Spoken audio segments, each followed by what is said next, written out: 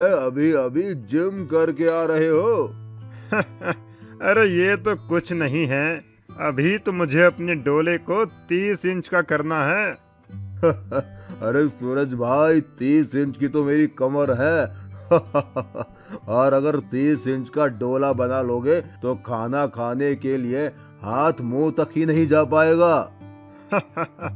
वो सब मैं बाद में देखूंगा। लाओ जल्दी मेरा चिकन फ्राई ले आओ। ठीक है, अभी लाया। दुकानदार जाता है और एक बड़े से बर्तन में ढेर सारा चिकन लाता है। ये देखकर नमन, अरे भाई, तुम्हारे और दोस्त भी आ रहे हैं क्या, जो इतना सारा चिकन ले लिया है? अरे नहीं नहीं, ये तो मेरा अकेले का खाना है। लगता है तुम इस गांव में नए आए हो।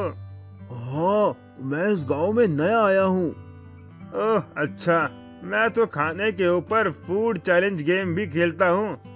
आज तक मुझे कोई हरा नहीं पाया है।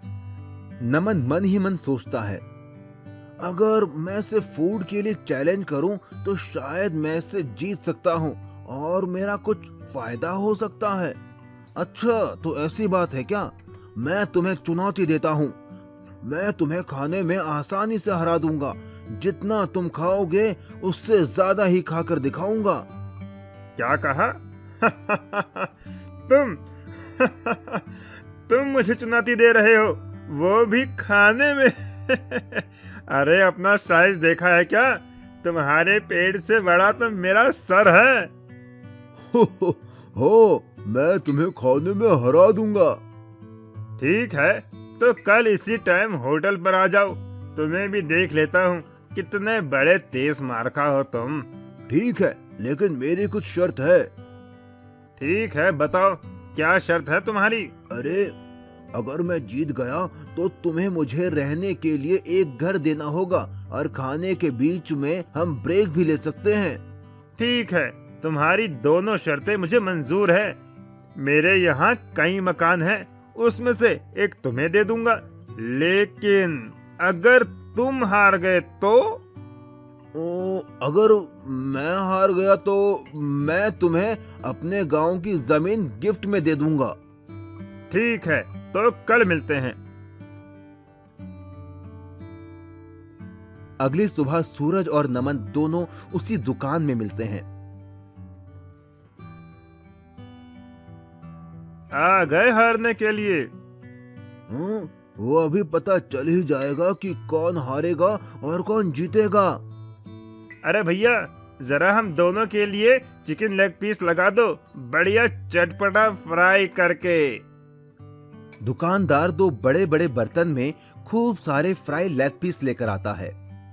ये लो, गर्मा गर्म चिकन लेग पीस, मसाला, चटनी और प्याज के साथ। दोनों चिकन खाना शुरू करते हैं। खाते खाते दोनों का पेट फूल जाता है। तभी अचानक नमन बोल पड़ता है, 1 मिनट रुको, मुझे बड़ी जोर का टॉयलेट आ रहा है। मैं अभी करके आता हूँ, तब तक तुम वेट करो। ठीक है, जाओ जल्दी आना। नमन टॉयलेट करके आता है। उसका पेट बिल्कुल पिचका हुआ था। अरे तुम्हारा पेट एकदम पतला कैसे हो गया? अरे भाई, अभी अभी बाथरूम में हक कर आ रहा हूँ, तो पतला तो हो ही जाएगा ना। ना मानो तो बाथरूम में जाकर देख लो। हाँ ठीक है, चलो खाते हैं। दोनों फिर से खाने लगते हैं। इस बार नमन बहुत तेजी से खा रहा था, जबकि सूरज अब खाते खाते थक चुका था।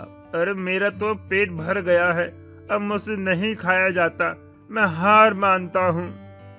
नमन प्लेट का सारा लेग पीस खा लेता है। मैं जीत गया और शर्त के हिसाब से तुम्हें अब मुझे रहने के लिए एक घर देना होगा। ठीक है, शर्त के मुताबिक मैं अपना एक घर तुम्हें दे देता हूँ। ये कहकर सूरज वहाँ से चला जाता है। दुकानदार, अरे भैया, तुमने उस पहलवान को हरा दिया, यकीन नहीं होता। आखिर इसका राज क्या है? उसकी बात सुनकर नमन अपने जुड़वा भाई अमन को आवाज देता है, ये मेरा जुड़वा भाई अमन है। जब खाते खाते मेरा पेट भर गया था तो मैं बहाना बनाकर बाथरूम गया और अपनी जगह अपने जुड़वा भाई अमन को भेज दिया और वो सारा लेग पीस खा गया और इस तरह मैंने उस सूरज को हरा दिया। इतना कहकर नमन और अमन खुशी खुशी वहां से चले गए। मैजिकल हैन। उत्तर प्रदेश के गांव में अब्दुल नाम का एक मेहनती इंसान रहता था जो ऑमलेट बेचकर अपना घर चलाता था। उसकी एक रजिया नाम की लड़की थी जिसका सपना था डॉक्टर बनने का और वो उसके लिए दिन रात मेहनत करती थी। वो जब भी अपने पापा का हाथ बटाने आती तो उसके पिताजी मना कर देते। नहीं बेटी, तुम ये ऑमलेट मत बनाओ, तुम्हें तो बड़े होकर डॉक्टर बनना है। ठीक है पिताजी, लेकिन जिस दिन मैं डॉक्टर बन जाऊंगी आपको काम नहीं करने दूंगी, आप बस आराम करना। पर एक दिन कुछ ऐसा हुआ कि रजिया के डॉक्टर बनने का सपना टूट सा गया। रजिया के पिता का एक्सीडेंट हो गया और डॉक्टर ने उन्हें 2 साल तक बिस्तर से उठने के लिए मना कर दिया। रजिया को ऑमलेट बनाना आता ही नहीं था, ना ही वो ठेला लगा सकती थी, इसीलिए वो जंगल जाकर लकड़ियां बिनकर लाती और उन्हें शहर में बेचकर अपने परिवार का पेट पालती। उसकी पढ़ाई भी पूरी तरह छूट गई। एक बार जब वो लकड़ियां बिनने पास के जंगल गई तो उसे किसी के रोने की आवाज आई। मुझे बचाओ, मुझे बचाओ, बचाओ मुझे। रजिया दौड़कर उस आवाज की ओर गई। उसने देखा एक अजीब सी दिखने वाली बूढ़ी औरत रो रही थी। उसके पूरे शरीर पर घाव और फोड़े थे। उसने जाकर उससे पूछा, माँ जी, आपको क्या हुआ है? मुझे एक बहुत खतरनाक बीमारी है जिस वजह से मेरा शरीर धीरे धीरे गल रहा है। अगर पास वाली पवित्र नदी से पानी लाकर मुझ पर छिड़का जाए तो मैं ठीक हो जाऊंगी, लेकिन एक शर्त है। कैसी शर्त माँ जी? मैं तो उस पानी से ठीक हो जाऊंगी, लेकिन मुझको ठीक करने वाले इंसान को ये बीमारी हो जाएगी।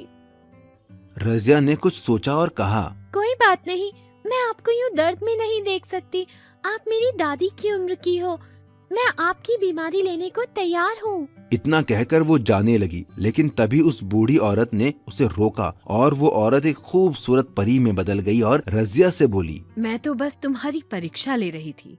आज तक तुम जैसा भला इंसान मैंने कभी नहीं देखा जो दूसरों का दर्द और बीमारी अपने ऊपर ले।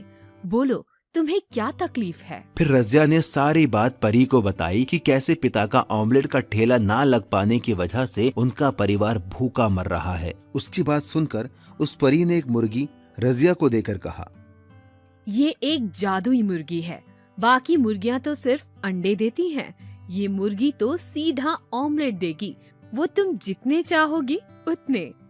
रजिया उस जादुई मुर्गी को लेकर घर आ गई और उसने फिर से ठेला लगाना शुरू कर दिया। वो एक कमरे में मुर्गी को छिपाकर ऑमलेट बनाने का नाटक करने लगी ताकि किसी को जादुई मुर्गी का पता ना चले। वो मुर्गी दिन में जितने ऑमलेट चाहे उतने देती।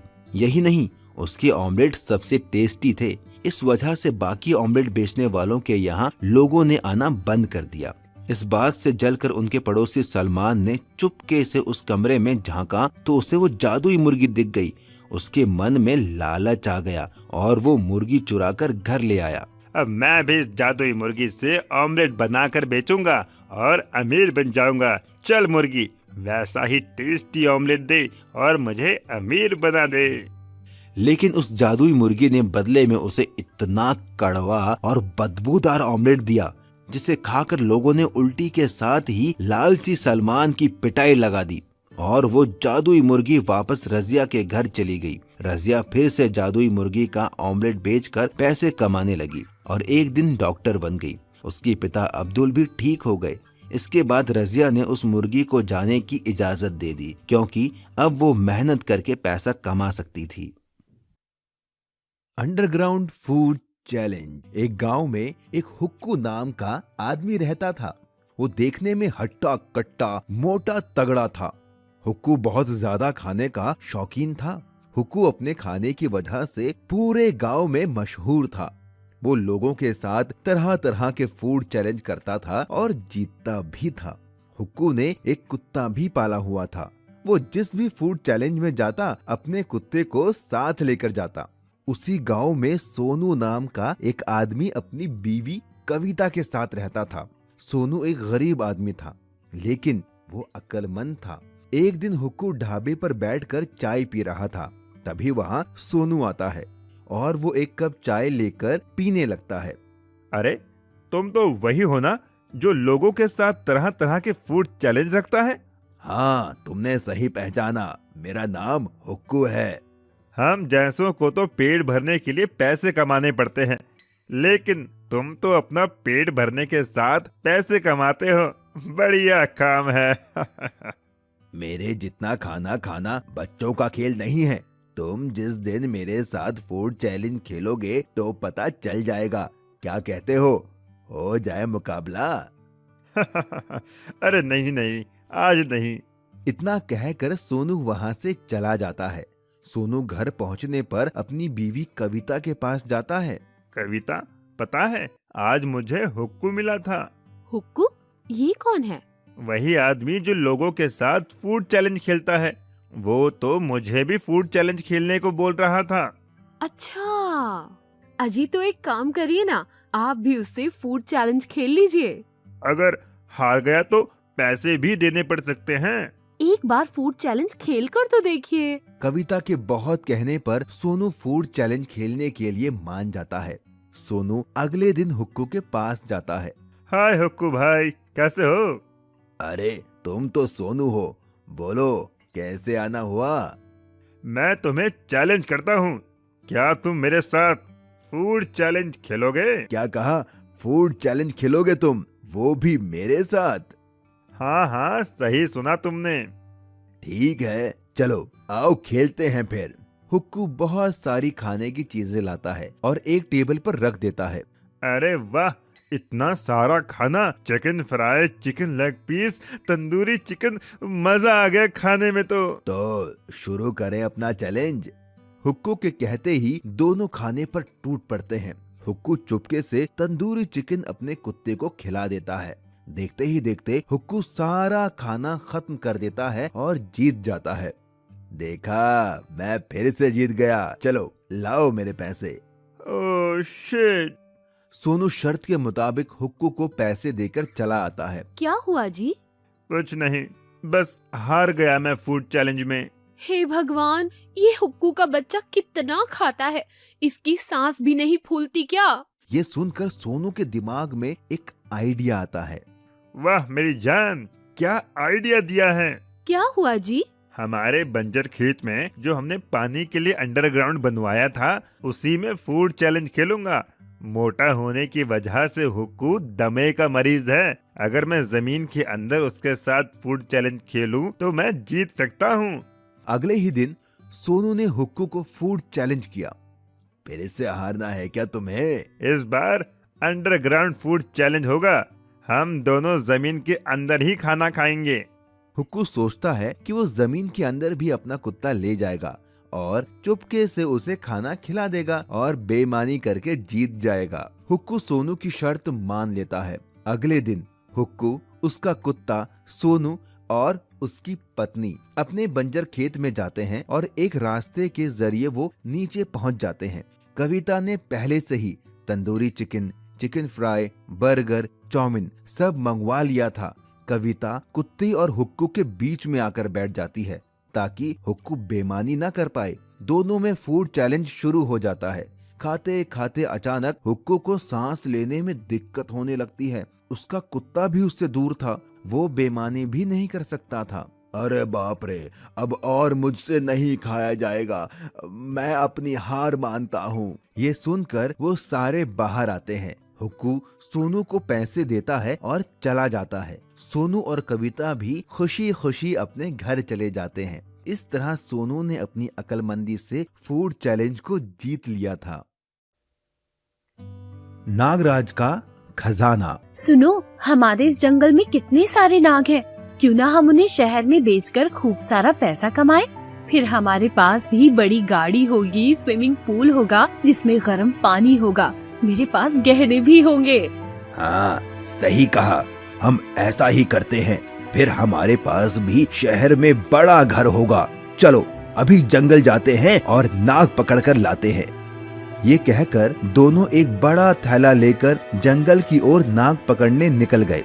लेकिन उनकी ये बात उनके पड़ोस में रहने वाली एक लड़की सीता ने सुन ली और उसने अपने पिता को बताया। पिताजी,